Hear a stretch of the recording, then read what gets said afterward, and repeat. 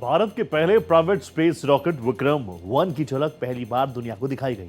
खुद प्रधानमंत्री नरेंद्र मोदी ने हैदराबाद में स्काई रूट एरोस्पेस के इंफिनिटी कैंपस के उद्घाटन के दौरान इस रॉकेट का अनावरण किया। यह पहला निजी तौर पर विकसित ऑर्बिटल लॉन्च व्हीकल है जो एक ही प्रक्षेपण में कई सैटेलाइट्स को कक्षा में यानी ऑर्बिट में स्थापित करता है। अंतरिक्ष की दुनिया में यह भारत की एक बड़ी कामयाबी है।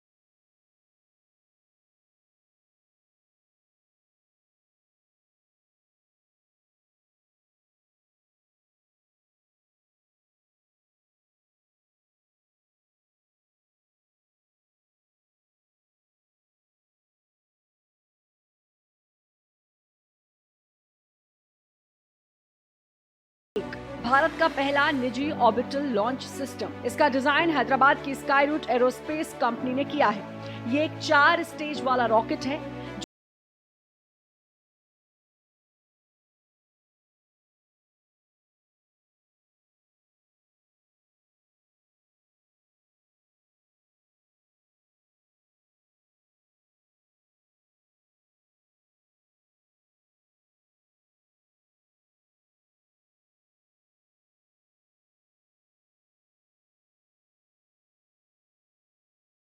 से 24 घंटे में असेंबल होकर उड़ान भर सकता है। ये 4 स्टेज में काम करता है, जिसमें पहले 3 स्टेज सॉलिड फ्यूल से चलते हैं। इसे मिले थ्रस्ट से ही आखिरी स्टेज में ये लिक्विड फ्यूल से चलता है।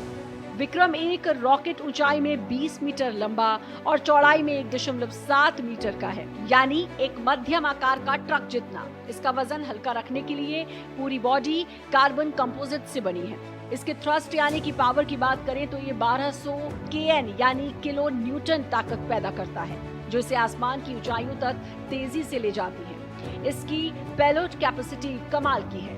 ये लो अर्थ ऑर्बिट में 350 किलो तक का वजन उठा सकता है। इसके बाद सन सिंक्रोनस ऑर्बिट में ये 260 किलो तक वेट ले जा सकता है। इसका इंजन 3D प्रिंटेड है, जो इसका वजन 50% तक कम करता है और इसे बनाने में समय भी अन्य रॉकेट के मुताबिक 80% कम लगता है। कैसे करेगा काम?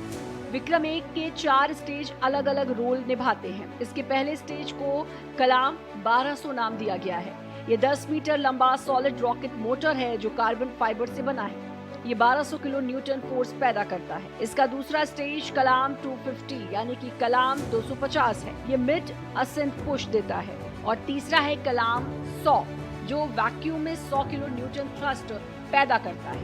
इसके बाद इसका चौथा स्टेज शुरू होता है जिसमें सिर्फ 3.4 किलो न्यूटन फोर्स की जरूरत होती है।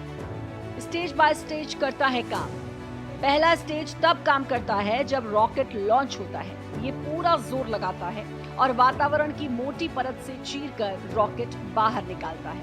इसके बाद दूसरा चरण शुरू होता है तब जब रॉकेट काफी ऊपर पहुंच चुका होता है और पहला हिस्सा उससे अलग हो गया होता है।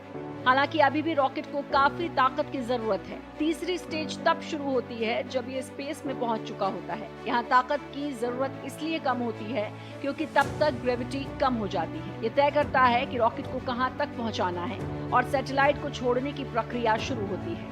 इसके बाद चौथा स्टेज यानी कि स्मार्ट इंजन शुरू होता है जिसकी जिम्मेदारी सैटेलाइट को सही हिस्से में छोड़ने की होती है। खास बात यह है कि इस स्टेज में रॉकेट की दिशा बदली जा सकती है और इंजन को ऑन ऑफ भी किया जा सकता है।